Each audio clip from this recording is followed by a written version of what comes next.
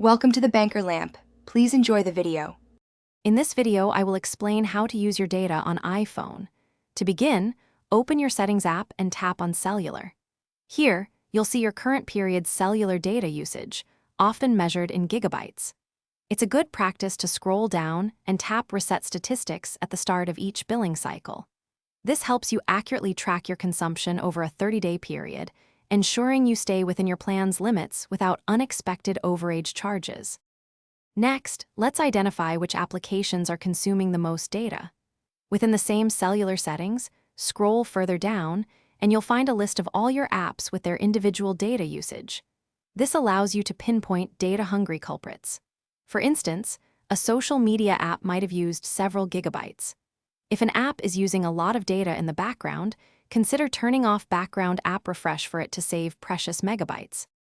Now, let's optimize your data consumption. For apps you prefer to use only on Wi-Fi, simply toggle off their cellular data switch in the list. Also, navigate to Cellular Data Options and disable Wi-Fi Assist.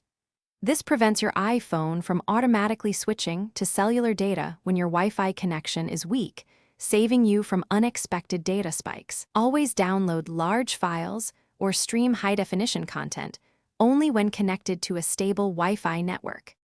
Finally, here are some advanced tips for even greater data savings. Within Cellular Data Options, enable Low Data Mode. This automatically reduces data usage across various apps and services.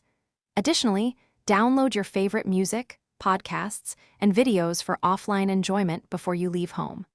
Many streaming apps allow you to adjust video quality settings. Choosing a lower resolution can significantly reduce the amount of data consumed per hour of viewing.